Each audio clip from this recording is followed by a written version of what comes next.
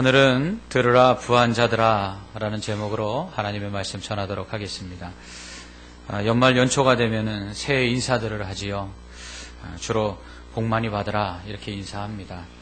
언제부턴가는 대박나세요 라는 인사를 많이 하더라고요.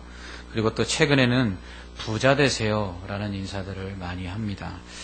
우리 교회 최고령이신 권사님 한 분이 계신데 신방을 가면 꼭 이렇게 축복해 주십니다. 건강하시고 돈 많이 벌고 부자 되세요 이러십니다. 그런데 그 말을 들으면 왠지 기분이 좋아집니다. 부자 되라는 말 듣고 기분 나쁠 사람은 아무도 없겠지요. 그러나 오늘 본문에서 야고보는 들으라 부자들아 이렇게 말하면서 부자들을 향해서 울며 통곡하게 될 것이다 라고 경고하고 있습니다. 왜 야고보는 부자들을 향해서 경고하고 있는 것일까요? 사실 부자들에게 경고하는 일은 쉽지가 않습니다. 현재 최순실 국정농단 국정조사 청문회가 진행되고 있는데요. 2차 청문회에서는 재벌 총수들이 증인으로 참석했습니다. 국회의원들이 재벌 총수들에게 꾸중을 하고 힐난하는 모습을 보면서 대단하다라는 생각을 했습니다. 평상시 같았으면 상상할 수도 없는 일이죠. 증인석에 앉아있는 재벌 총수들은 이번 국정농단 사태의 공범이라 할 수 있습니다. 뇌물을 주고 대가성 사업을 통해서 더 큰 이익을 챙겼기 때문입니다. 그들에게는 돈과 권력이 있습니다. 그래서 그들은 쉽게 건드릴 수 없습니다. 그런 사람들을 향해 들으라 부한자들아 라고 그들을 꾸짖을 수 있다는 것, 이거 대단한 일이 아닐 수 없습니다. 부한자들은 돈만이 아니라 권력과 결탁하여 난공불락의 요새를 구축하고 그 누구도 건드릴 수 없는 언터처블의 힘을 갖고 있기 때문입니다. 그래서 함부로 그들을 비난하거나 꾸짖는 것은 결코 쉬운 일이 아닙니다. 청문회 중에 한 국회의원은 오히려 재벌 총수들을 비호하고 아부하는 모습을 보이기도 했습니다. 돈과 권력을 쥔 부한자들 앞에서 일반적인 사람들의 모습이 이와 같다 할 수 있습니다. 그러나 야고보는 그런 부한자들을 향해 들으라 부한자들아 라고 꾸짖고 있습니다. 야고보가 경고하고 있는 것은 부자가 고생을 하며 울며 통곡하게 될 것이라는 것입니다. 사실 상식적으로 이해가 잘 안 됩니다. 고생은 가난한 자의 몫입니다.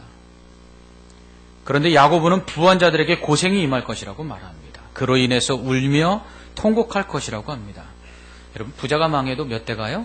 3대 간다는 말이 있습니다. 그런데 부자가 과연 울며 통곡하며 고생할 만한 일이 있을까요? 그렇다면 부자에게 임할 울며 통곡할 만한 고생은 무엇이며 왜 이런 고생이 임하는 것일까요? 2절에서 야고보는 너희 재물은 썩었고 너희 옷은 좀 먹었으며 라고 말합니다. 재물이 썩는다. 여러분, 돈이 썩는다. 무슨 의미일까요? 예수님은 땅에 재물을 쌓아두지 말라고 말씀하십니다. 이유는 도둑이 훔쳐가고 또 동록이 해할 것이기 때문이라고 말씀하십니다. 당시의 재물이라는 것은 특별히 화폐를 의미하는데 당시의 화폐는 지폐는 없었고 동전만 있었습니다. 당시 동전들은 구리를 주재료로 했기 때문에 녹이 슬었죠. 이 구리녹은 어떤 빛을 띱니까? 푸른빛을 띱니다. 그렇기 때문에 이 푸른빛의 녹이 바로 동록입니다. 그러므로 재물이 썩는다는 의미는 동전이 녹이 쓴다는 뜻이죠. 부식 정도가 심한 동전은 화폐로서의 가치를 상실하게 됩니다. 나중엔 다 바스러져서 없어지게 되죠. 결국 재물이 썩는다는 것은 동전의 녹이 슬어 화폐로서의 가치를 상실함으로써 재산을 잃어버린다는 뜻입니다. 결국 땅에 쌓아둔 재산은 시간이 지나면 사라지게 될 것이다 라고 부한자들에게 경고합니다.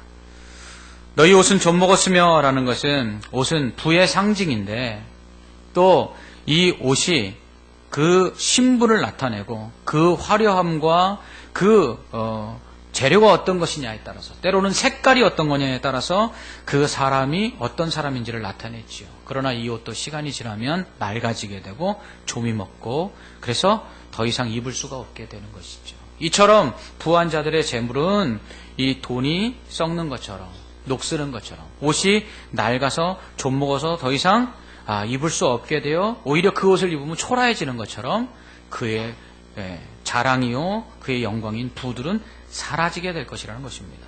이것이 바로 부한자들에게 임할 고생입니다. 즉 그들이 자랑하고 또 그들이 쌓아두었던 그 재물들 그리고 옷들은 시간이 지나면 더 이상 가치가 없어지게 되고, 그리고 잃어버리게 되어 오히려 수치를 당하게 될 것이다 라고 야고보는 경고합니다. 이것이 부한자들이 당할 고생이며 이로 인해서 울며 통곡할 날이 올 것이라는 것입니다. 3절에서는 너희 금과 은은 녹이 슬었으니 이 녹이 너희에게 증거가 되며 불같이 너희 살을 먹으리라. 너희가 말세의 재물을 쌓았도다 라고 말합니다. 여러분, 구리로 만든 동전이야 녹이 슬겠지만 금, 은이 어떻게 녹이 습니까? 무슨 말이겠습니까? 세상에 영원한 재물은 없다는 것입니다. 금과 은이 가치가 있는 것은 녹이 슬지 않기 때문이죠. 그런데 오늘 야고보는 금과 은도 녹이 쓴다고 말합니다. 결국 세상에 영원한 가치를 가지고 있고 영원한 재물은 없다라는 것입니다. 너희들이 쌓아놓은 금과 은도 결국은 아무 쓸데없이 다 사라지게 될 것이다. 이렇게 경고하는 것이죠. 또한 이 녹시 너희에게 증거가 된다라고 말합니다. 이처럼 사라져버린 금과 은은 하나님의 그 저주에 대한 증거가 될 것이라는 것입니다. 그들이 가진 재물이 사라져버림으로써 하나님께서 그들에 대해서 말씀하신 저주가 그대로 이루어졌다는 증명이 된다는 것이죠. 이는 하나님께서 반드시 부한자들의 재물을 다 없어지게 하심으로 그들이 울며 통곡할 정도로 고생하게 하신다라는 말씀. 이거 반드시 이루어진다는 거죠. 불같이 너희 살을 먹으리라라는 말씀은 무슨 뜻입니까? 부자들이 당한 그 고난, 그 재물이 다 사라져버려 울며 애통하게 되는 그러한 고생들은 마치 불에 데인 그 화상을 입은 통증과 같이 그들에게 임할 것이다 라고 말씀합니다. 여러분, 인간이 받는 고통 중에 그 3대 고통이 있습니다. 첫째는 아이를 낳을 때 갖는 산통이고요. 두 번째는 치통이고요. 세 번째는 그 협심통이라고 해서 결석통입니다. 그래서 결석으로 고통해 본 사람은 아이를 낳을 때보다 더 아프다 이런 얘기를 하죠. 그러나 의사들이 말합니다. 이러한 3대 통증은 통증의 그 극심함은 대단하지만 그러나 이것은 완치가 가능하고요. 그리고 이것은 사라질 수 있다는 거죠. 그러나 화상통은요, 평생에 남는다는 것입니다. 화상을 입은 환자들은 그 마음에 트라우마가 남아서 불 가까이도 못 가고요. 그리고 화상으로 인해서 그 대인 상처는요, 평생의 그 짐이 되어서 그 사람을 고통 가운데 임하게 합니다. 그래서 누군가 말합니다. 화상통은 가장 심한 인간의 형벌이다. 이렇게 이야기합니다. 바로 부자들이 가지고 있는 이 모든 재물들이 다 사라져버리는 날, 울며 애통하게 되는 날에 그들이 갖는 그 고통은 일시적으로 있다가 사라지는 고통이 아니라 화상통과 같이 평생토록 짊어지고 갈 만큼 그들에게 영원한 고통을 안겨다 줄 것이다. 이렇게 말씀합니다. 이토록 저주하시는 이유가 뭘까요? 이토록 야고보가 그들에게 말하는 이유가 뭘까요? 그 이유는 첫째로 그들이 말세의 재물을 쌓았기 때문입니다. 부자들이 재물을 쌓아둬서는 안 되는 이유는 바로 이 말세이기 때문입니다. 지금이. 말세라는 언제입니까? 주님이 오셔서 심판할 날이 멀지 않았다는 뜻입니다. 이제 주님이 곧 재림하실 텐데요. 재림하시는 주님은 오셔서 심판하실 겁니다. 어떻게 심판하세요? 믿는 자와 믿지 않는 자. 그래서 천국과 지옥에 보내고요. 그리고 주님께서 맡겨주신 그 사명 감당했는지 안 했는지 그것으로 심판하실 것입니다. 우리에게 주신 사명 중에 하나가 무엇이냐면 바로 물질을 맡아서 그것을 사용하는 것이거든요.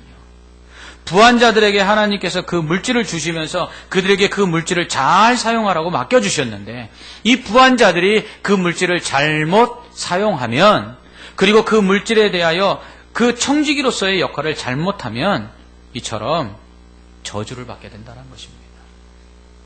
주인이 청지기들에게 물질을 맡긴 이유는 무엇입니까? 그것은 주인의 뜻대로 쓰라는 것이죠. 부한자들뿐만 아니라 모든 사람들에게 물질을 주신 것은 하나님께서 그 물질을 통해서 하나님이 원하시는 뜻대로 사용하라는 것입니다. 그런데 오늘 이 부자들이 말세의 그 재물을 사용할 줄은 모르고 뭐예요? 쌓아두는데 그거 한 거예요. 그것이 바로 그 주인의 뜻대로 사용하지 아니하였기 때문에 그들에게 고생이 임하게 된다라는 것입니다. 뿐만 아니라 부한자들에게 고생이 임하는 이유, 그것은 4절에 이렇게 말씀합니다. 보라 너희 밭에서 추수한 품꾼에게 주지 아니한 삭시 소리 지르며 그 추수한 자의 우는 소리가 만군의 주의 귀에 들렸느니라. 이것이 부한자들이 고생을 당하게 되는 이 구체적인 이유입니다. 부자들에게 울며 통곡하는 고생이 임하는 것은 그들이 추수한 품꾼에게 삭을 주지 않았기 때문입니다. 그로 인해서 추수한 품꾼들이 울며 애통하는 소리가 하나님 귀에 들렸고요. 추수한 품꾼들의 그 애통하는 소리를 들으신 하나님께서 그 추수하는 품꾼들의 눈에서 눈물 흘리게 한 자들에게 또다시 눈물로 갚아 주신다는 뜻입니다. 추수한 품꾼들은 가난한 사람들이죠. 추수 때에 품삯을 받아서 그것으로 연명해 나가는 그런 사람들입니다. 그런데 그런 가난한 자들의 품삯을 주지 않음으로 인해서 품꾼들과 그 가족들이 굶주려 애통하며 하나님께 부르짖는 소리가 하나님께 들렸다는 것입니다. 하나님은 이러한 가난한 자들의 눈에서 눈물을 흘리게 한 사람들에게 그대로 눈물을 흘리게 하시겠다고 말씀하시는 것입니다. 하나님은 공의의 하나님이십니다. 하나님은 이에는 이, 눈에는 눈으로 갚으시는 하나님이십니다. 가난한 자들의 눈에서 삭을 주지 아니하여서 눈물 나게 한 자들에게 그 부한 자들의 눈에서도 눈물 쏟도록 울며 애통하게 하시겠다는 것입니다. 하나님은 눈물 흘리게 한 자들에게 눈물 흘리는 그 복수를 하시겠다는 것이죠. 하나님은 추수한 품꾼들의 삭을 주지 않아 그들의 눈에 눈물 흘리게 한 자들의 눈물 흘리도록 만든 자들에게 똑같이 눈물을 흘리며 고생하게 하시겠다는 것입니다. 마태복음 25장에서는 심판에 대한 비유로 예수님께서 말씀하시는데 마지막 날에 양과 염소로 사람들을 나눕니다. 그래서 양은 천국에, 염소는 지옥에 보내시죠. 누가 천국에 들어가는 양떼이고 누가 지옥에 가는 염소입니까? 양떼들은 바로 의인들이죠. 의인은 어떤 사람들입니까? 가난한 사람들이 배고플 때 먹을 것 주고, 목마를 때 마실 것 주고, 헐벗었을 때 입을 것 주고, 감옥에 갇혔을 때 돌아보고, 그들이 병들었을 때 찾아가지고 했던 사람들입니다. 예수님은 그렇게 한 것이 곧 주님께 한 것이라고 말했습니다. 그리고 또한 염소 때에 해당하는 지옥에 떨어지는 악한 사람들은 누구입니까? 가난한 자들에게 그렇게 안 한 사람들이죠. 예수님은 가난한 자들을 예수님 자신과 동일시하십니다. 그래서 굶주린 자들에게 먹을 것 주고, 목마른 자들에게 마실 것 주고, 헐벗은 자들에게 입을 것 주고, 병든 자들에게 찾아가 위로해 주고, 갇힌 자들을 돌아본 것이 곧 주님께 한 것이라고 말씀하십니다. 부한 자들이 가난한 자들에게서 품삯을 주지 않아 그들의 눈에서 눈물을 흘리게 만들었다는 것은 바로 부한 자들이 주님의 눈에서 눈물 흘리도록 만들었다는 것입니다. 부한 자들이 가난한 자들을 착취함으로 그들로 통곡하게 만들었다는 것은 부한 자들이 예수님으로 하여금 통곡하도록 만들었다는 것입니다. 그러니 주님께서 가만히 있을 수 없죠. 그래서 가난한 자들로 눈물 나게 하고 가난한 자들을 착취하여서 그들의 품삯을 주지 않은 자들에게 똑같이 그들의 눈에서도 피눈물 나도록 주님께서 갚아주시겠다는 것입니다. 왜요? 주님께 그렇게 했기 때문이죠. 5절은 너희가 땅에서 사치하고 방종하여 살육의 날에 너희의 마음을 살찌게 하였도다 라고 말합니다. 이것이 부한 자들이 고생을 하게 되고 울며 통곡하는 그러한 저주를 받는 또 다른 이유입니다. 사치하다. 하나님께서 가난한 자들의 품삯을 착취한 부한 자들에게 고생이 임하게 하시는 이유는 그들이 사치하고 방종하였기 때문입니다. 뿐만 아니라 마음이 살쪘다 이렇게 되어 있습니다. 여러분, 마음이 살쪘다는 게 뭐죠? 살이 찌면 사람 둔해지죠. 마음에 살이 쪘다는 건 마음이 둔해진 것입니다. 그래서 가난한 자를 봐도 불쌍히 여기지 않는 것. 그래서 자기 배를 채우기에 급급하고 자기는 남고 부족함이 없는데도 불구하고 더 가지려고 사치하는 것. 이것이 바로 부한 자들에게 하나님께서 고생하도록 심판하시겠다는 이유입니다. 사실은 부자들이 자신의 재물 가지고 사치하는 것, 그거 하든 말든 그게 우리가 뭐라고 할 수 없으며 상관할 수 없는 일이다 이렇게 생각을 할 수 있죠. 그러나 그렇지 않습니다. 왜냐하면 부자들이 가지고 있는 재물은 그들의 것이 아니거든요. 그것은 하나님의 것입니다. 말씀드린 것처럼 우리는 청직이거든요. 하나님께서 맡겨주신 것입니다. 사치란 무엇입니까? 사전적 의미는 필요 이상의 돈이나 물건을 쓰거나 분수에 지나친 생활을 한다라는 것입니다. 분수에 지나치다. 부한자들이야 자기들이 많은 걸 가지고 있으니까 그 분수대로 비싼 거 사도 문제가 되지 않겠죠. 그러나 여기서 우리가 생각해 봐야 될 것은 뭐냐면 필요 이상이라는 것입니다. 필요를 넘어서 사용하는 것, 이게 사치라는 것이죠. 그렇다면 필요한 만큼의 정도는 얼마로 정해야 적당할까요? 이는 사람마다 다릅니다. 누구에게는 사치가 되지만 누구에게는 사치가 안 될 수 있거든요. 그렇다면 성경적 기준의 그 사치는 무엇일까요? 사치에 대한 성경적 기준은 무엇일까요? 성경적인 사치의 기준이 무엇인지를 알기 위해서는 우리가 하나님의 청지기임을 먼저 알아야 합니다. 우리는 하나님의 소유를 맡은 청지기입니다. 그러므로 우리는 불의한 청지기가 되어서는 안 됩니다. 청지기가 충성된 청지기가 되어야 되죠. 예수님은 마태복음 24장 46절로 47절에서 이렇게 말씀합니다. 충성되고 지혜 있는 종이 되어 주인에게 그 집 사람들을 맡아 때를 따라 양식을 나눠줄 자가 누구냐? 주인이 올 때에 그 종이 이렇게 하는 것을 보면 그 종이 복이 있으리로다. 아멘. 충성된 청지기는 다른 사람이 아닙니다. 나눠주는 사람. 주인이 주신 그 재물을 가지고 그 가난한 자들에게 나누어주고 베풀어주는 것. 이게 충성된 청지기라는 것입니다. 그러므로 사치라는 것. 나눔이 없이 자기 자신이 필요한 것 이외에 더 많은 것을 가지고 그것으로 인해서 자랑하고 그것을 누리는 것을 기뻐하는 것. 이건 죄라는 것이죠. 18세기 영국과 미국의 청교도들은 검소를 성도의 신앙에 있어서 가장 중요한 덕목으로 여겼습니다. 그들은 그러한 검소한 생활을 통해서 근검절약을 실천했고 이를 통해 남은 것을 초대교회처럼 이웃들과 나눴습니다. 그들은 이 땅에 쌓아두지 말라는 예수님의 말씀에 따라 나그네와 같은 인생 속에서 최소한의 필요한 것들을 제외하고는 소유하려 하지 않았습니다. 그런 의미에서 성도들은 어떤 것을 구입하거나 갖고자 할 때 청교도들은 정말 필요한 것을 거듭거듭 생각하고 신중하게 구입했습니다. 그래서 청교도들은 뭐라고 이야기하냐면 필요하냐 그 물건을 사기 전에 정말 필요한 것을 7번 생각하라. 7번 생각한 후에도 필요하다면 그때 사라. 이렇게 가르쳤습니다. 왜냐하면 우리가 얻은 모든 것은 하나님이 원 소유주이시기 때문입니다. 우리의 것이 아닙니다. 그러므로 우리는 그것들을 사용함에 있어서 정말 내가 필요한 것 외에 하나님의 뜻에 맞춰서 그것들을 사용해야 되기 때문이죠. 뿐만 아니라 밥모퉁이를 베지 말아야 하듯 우리에게 주신 것 중에 일부는 이웃의 몫입니다. 그러므로 성도는 될 수 있는 대로 근검절약해서 검소한 생활을 해야 돼요. 무조건 아끼라는 것이 아닙니다. 그 아낀 것을 가지고 나눌 수 있어야 된다는 것이죠. 그러나 이 말을 오해하지 않았으면 좋겠습니다. 성도는 절대로 비싼 집에서 살거나 비싼 자동차, 비싼 가구, 비싼 제품들 무조건 사거나 사용하지 말아야 된다. 이 말 아닙니다. 제가 말씀드렸잖아요. 필요에 의해서 구입하고 사용해야 됩니다. 어떤 분은 사업상 좋은 차 타야 돼요. 그런 분에게는 좋은 차는 사치가 아닙니다.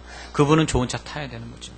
어떤 사람은 또한 좋은 집에 살아야지만 할 필요가 있어요. 그럴 때는 그 집이 사치가 아닌 이상은 그 집에 살아도 되는 것입니다. 또한 적당한 소비를 통해서 경제를 원활하게 돌아가도록 하는 것도 우리 성도의 책임이기 때문에 성도들이 사치하지 않는 부분, 불필요하고 그리고 남에게 과시하기 위해서가 아닌 필요한 소비는 적절한 소비는 성도들에게 필요한 것이죠. 그러나 필요 없음에도 불구하고 과시하기 위해서 구입하거나 이웃과 나누려 하지 않고 자신만을 위해서 사용하려고 하는 것, 이건 사치입니다. 이거는 올바른 성도의 자세가 아니라는 것이죠. 최순실 국정농단 진상규명 청문회에서 재벌들이 증인으로 참석했습니다. 이때 한 국회의원이 이런 말을 했습니다. 여기 오신 분들은 아버지 덕분에 회장이 됐다는 공통점이 있습니다. 아버지 덕분에 돈과 권력을 얻었고 감옥살이도 한 경력이 있습니다. 여러분들을 재계순위 10위까지 올려놓고 내수 기반을 만들어준 국민들이 여러분들을 최순실 게이트 공범자라고 생각합니다. 여러분들이 일사불란하게 움직이지 않았다면 최순실은 가능하지 않았습니다. 정경유착을 끊어야 하는 이유는 단순합니다. 재산과 경영권을 세금 안 내고 세습하고 싶어서 권력이 필요한 건 아닙니까? 그러면서 대가성을 부정한 총수들을 향해서 일침을 놓았습니다. 그리고 1988년 이레재단 청문회에 출석했던 1세대 총수들에 이어 2세대 총수들이 최순실 국정농단 청문회에 출석한 점을 언급하며 욕심을 버리지 않는다면 여러분의 다음 세대 총수들, 3세대 총수들도 역시 이 자리에 올 수 있습니다. 억울하신 분도 있겠지만 나는 재계 순위가 상속세, 증여세 순위이기를 기대합니다. 또 사회 약자들에게 더 많이 배려하는 순위이기를 기대합니다. 재계 순위는 어떻게 매겨지죠? 얼마나 자산 총액이 많느냐, 얼마나 많이 쌓아두었느냐가 재벌의 순위예요. 우리나라는 그래요. 그런데 국회의원이 그런 얘기합니다. 증여세 순위이기를 원한다. 상속세 순위이기를 원하고 약자들을 배려한 사회 기여도의 순위이기를 원한다. 그렇습니다. 그들이 재벌이 될 수 있었던 이유는 부모 잘 만났기 때문이죠. 그러나 그것만은 아닙니다. 그들이 재벌이 되고 재벌 총수의 자리에 앉아 막강한 힘을 발휘할 수 있었던 것은 그들이 만든 제품을 사준 국민들이 있었기 때문이고요. 그 물건들을 만들기 위해서 자신의 일생을 평생을 바쳐 근무한 노동자들이 있었기 때문입니다. 단지 부모를 잘 만났기 때문은 아니라는 거죠. 어느 기업은 이번에 최순실의 딸 정유라에게 말을 사주는데 300억 원을 썼습니다. 그런데 그 기업에서 근무하다가 백혈병에 걸려 죽은 근로자의 유족들에게는 위로금으로 500만 원 지급했습니다. 오늘 말씀은 이렇게 하지 말라는 거예요. 부한자들의 부함의 원인은 부모를 잘 만났기 때문이 아닙니다. 운이 좋았기 때문이 아닙니다. 부한자들의 부유하게 된 것은 하나님께서 그들에게 많은 것을 맡기셨기 때문입니다. 여러분, 큰 부자는 하늘이 낸다고 하지 않습니까? 또한 그들을 위해 수고한 일꾼들이 있었기 때문입니다. 그러므로 부한자들은 자신의 소유가 자신의 것이 아님을 알아야 합니다. 또한 자신만을 위해서 사용해서는 안 됩니다. 사치해서는 안 됩니다. 이 땅에 쌓아두어서는 안 됩니다. 그것은 나누어야 합니다. 이것은 하나님께서 그들에게 재물을 주신 하나님의 이유와 목적이기 때문입니다. 이로써 하늘에 쌓아두는 자가 돼야 되죠. 특히 함께 일하는 사람들에게 정당한 대가를 지불해야 합니다. 6절은 너희는 의인을 정죄하고 죽였으나 그는 너희에게 대항하지 아니하였느니라 라고 말씀합니다. 당시의 부자들은 품꾼들을 무시하는 경향이 있었습니다. 심지어 종들을 죽이기까지도 했습니다. 그래도 아무런 죄책감 느끼지 않았어요. 물건과 똑같이 취급했다는 것입니다. 짐승보다 못하게 취급했습니다. 또한 품꾼들과 종들이 아무런 잘못을 하지 아니했음에도 불구하고 주인의 그 감정과 오해로 인해 죽임을 당할 때도 있었습니다. 요셉도 그래서 감옥에 가지 않습니까? 그럴 때에도 그들은 주인에게 아무런 대꾸도 저항도 하지 못한 채 죽어갔습니다. 야고보는 이렇게 주인에 의해서 정죄당하고 죽임을 당한 종들과 품꾼들을 의인이라고 부릅니다. 여러분, 하나님은 의인 편이십니다. 그러므로 이렇게 의인된 품꾼과 종들을 죽인 부한자들에 대해서 하나님은 심판하시는 것이죠. 그러므로 가난한 자들을 무시하고 그들의 수고에 대한 정당한 대가를 지불하지 않으며 착취하는 자들에 대해서 하나님은 친히 복수하시는 것입니다. 왜냐하면 그들의 편이시기 때문입니다. 그로 인해 부한자들이 쌓아놓은 재물을 다 잃게 하심으로 울며 통곡하며 고생케 하실 것입니다. 사랑하는 성도 여러분, 돈은 복입니다. 재물이 많은 것 복입니다. 그러나 재물이 많은 것이 오히려 화가 될 수도 있습니다. 그러므로 재물이 화가 되지 않도록 복이 되도록 해야 하죠. 그러기 위해서는 정직하게 모아야 합니다. 그리고 올바로 써야 합니다. 그러나 많은 사람들이 그저 재물이 많으면 복인 줄 압니다. 자신의 필요를 넘어 원하는 대로 사용할 수 있을 만큼 많은 재물을 가진 것이 복이라고 생각합니다. 그래서 정당하지 않은 방법으로라도 재물을 많이 모으려고 합니다.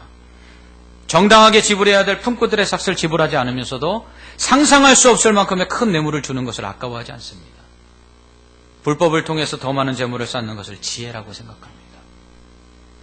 작금의 국정농단 사태의 중심에는 이러한 부한자들의 잘못된 생각이 바로 주 원인이 되었습니다. 재벌과 대기업의 필요성에 대한 논쟁을 하려는 것이 아닙니다.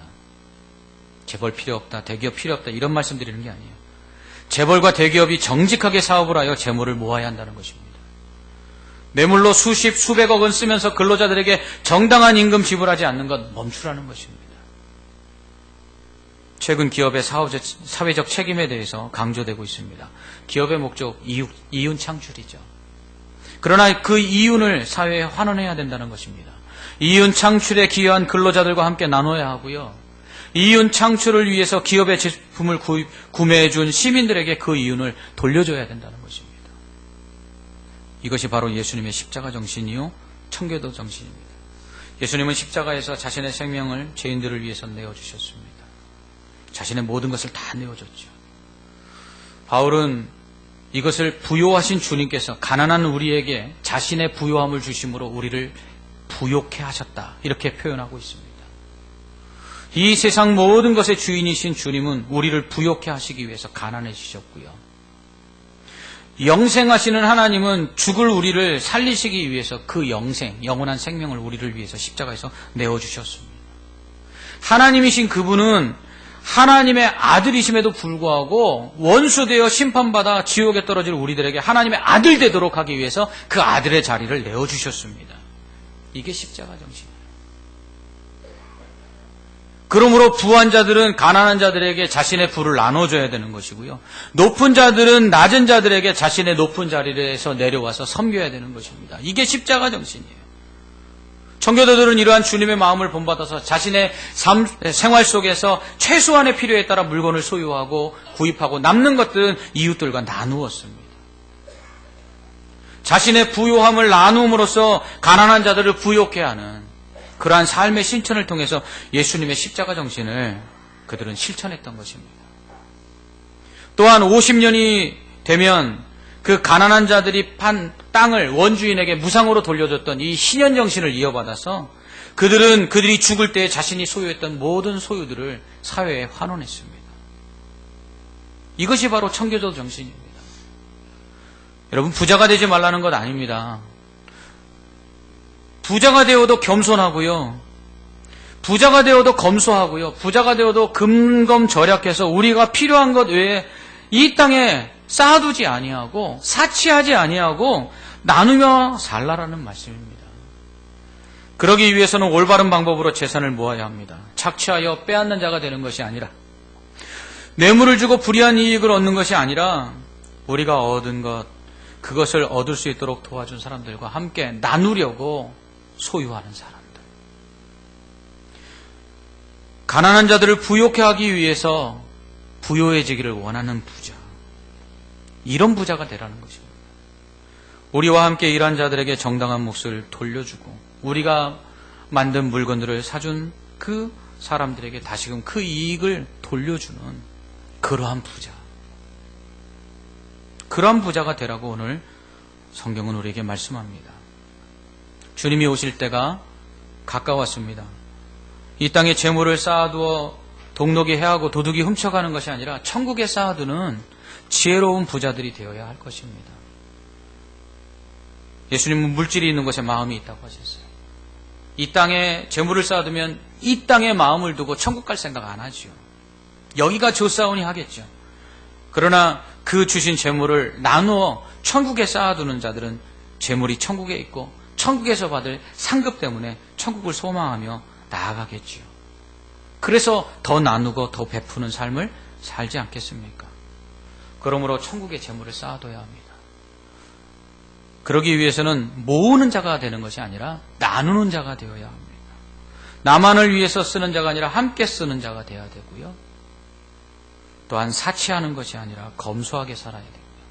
그래서 남은 것으로 다른 사람에게 나누어 그들도 부요하게 하는 사람이 되어야 합니다. 그럴 때 하나님께서요, 더 큰 부자가 되게 하십니다.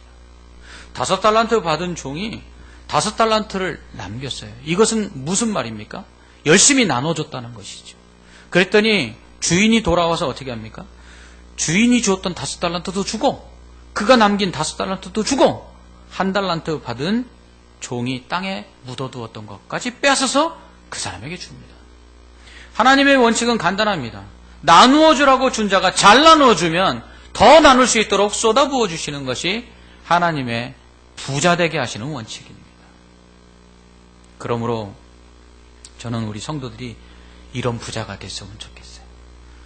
그래서 올 연말 그리고 우리 연초 새해에 부자 되세요라는 인사를 할 때 정말 이 땅에 많은 것을 쌓아두고 자신만을 위해서 그렇게 떵떵거리고 자랑하며 사는 그런 부자 말고요. 정말 마음껏 나눠줄 수 있고 마음껏 베풀 수 있고 그래서 우리로 인해서 가난한 자들이 부욕해 되는, 그래서 가난한 자를 부자 만드는 부자가 되기를 주님의 이름으로 축원합니다. 우리 옆에 있는 사람들에게 이렇게 인사합시다. 부자 되세요. 부자 되세요.